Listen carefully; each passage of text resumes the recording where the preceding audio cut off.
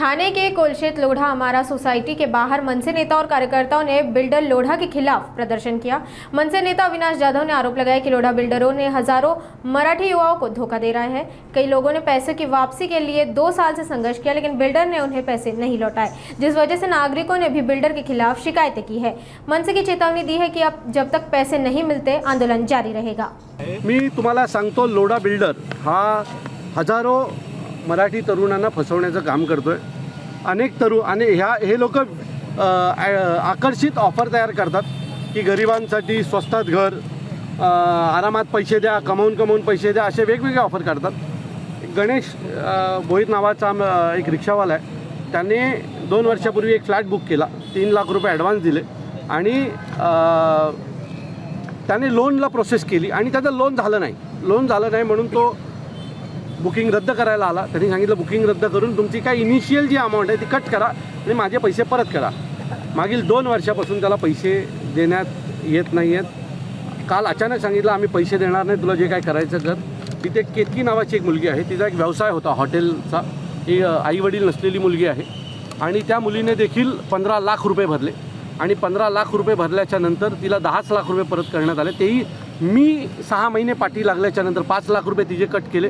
आणखी एक नाईक नावाच्या लेडीज आहेत, पंडित नावाची लेडीज आहे, तिने 2 कोटी 8 लाखाचं घर घेतलं आणि तिला 65 लाख रुपये दंड मारण्यात आलेला आहे। अशा हजारो केसेस लोढांच्या विरोधात आहेत।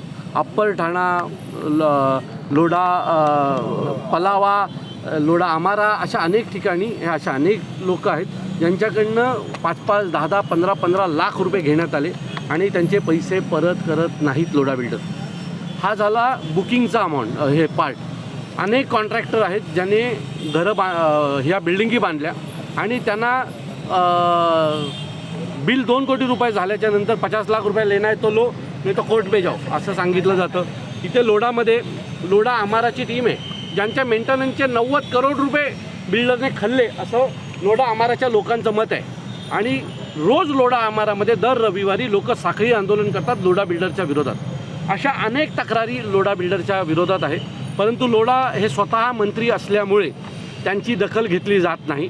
आणि मी स्वतः 1 वर्ष झाला गणेशच्या पैसे मिळावेत यासाठी पाठपुरावा करतोय, परंतु लोढा बिल्डर आम्हाला कुठल्याही प्रकारचं न्याय मिळवून देत नव्हता। म्हणून आज बाबासाहेब आंबेडकरांनी जो मार्ग दिला आहे त्या मार्गाचा वापर करून आम्ही आज आंदोलनाला बसलेलो आहोत आणि जोपर्यंत सर्व लोकांचे पैसे दिले जात नाहीत तोपर्यंत आज आम्ही इथनं जाणार नाही। सर, जर मागणी पूर्ण नाही झाली तर काय नेमकं पाऊल असणार आहे आणि किती जणांचा फसवणूक जी आहे? असे अनेक लोक आहेत। म्हणजे आता तुम्हाला सांगतो, पंडित म्हणून एक महिला आली, त्यांचा फोन आला, 65 लाख रुपये दंड।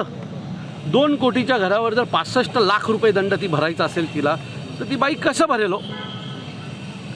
मग घराची किंमत काय झाली? म्हणजे रेराचा कायदा आहे की जर बुकिंग रद्द केली तर तुम्हाला पूर्ण पैसे त्या माणसाचे परत करावे लागतात, असा कायदा आहे। तरी हे बिल्डर लोक त्यांचे पैसे परत करत नाही। मग कायद्याचा काय उपयोग? मग कायदे कशाला बनवले?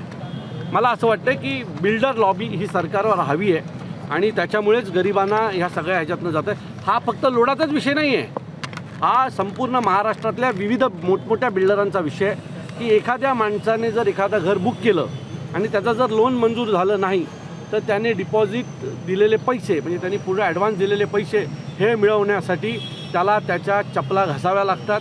त्यांना काही लोकांना चपला घासून अर्धे पैसे मिळतात, काही लोकांना तर पैसेच मिळत नाही। लोक शेवटी कंटाळतात आणि बाजूला टाकतात। अनेक लोकांनी तर दागिने घाण ठेवतात, त्यांच्या ॲट्रॅक्टिव्ह ऑफरला हे लोक बळी पडतात, दागिने घाण ठेवतात आणि दागिने पण जातात आणि घर पण मिळत नाही।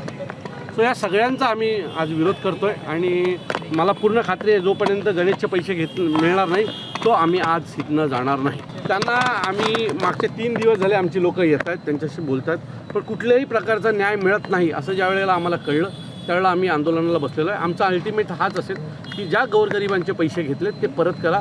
त्यांचे नावं मोठी आहेत पण लक्षणं यांची खोटी आहेत। गरिबांना फसवणं, गोरगरीब जनतेचा विचार न करतं रिक्षावाले आहेत, काही भांडी घासणाऱ्या महिला आहेत, काही कुठेतरी मिडल क्लास 25,000ची नोकरी करणारी लोक आहेत, या सगळ्यांची फसवणूक लोढा बिल्डरकडनं होतं। आमचा गण्या जर 3 लाख रुपये जर त्यांनी दिले, 2-3 लाख रुपये दिले असतील तो दिवसाला सकाळी 8 वाजता रिक्षा काढतो, संध्याकाळी 7 वाजेपर्यंत रिक्षा चालवतो, त्याला 1,000 रुपये मिळतात. आता तुम्ही डिवाईड करा 3 लाख भागिले 3 लाख करा, म्हणजे 300 दिवस गण्याने मेहनत केल्याची कमाई याला खाऊन देणार आहे आम्ही. 300 दिवस लागले त्याला 3 लाख रुपये कमवायला.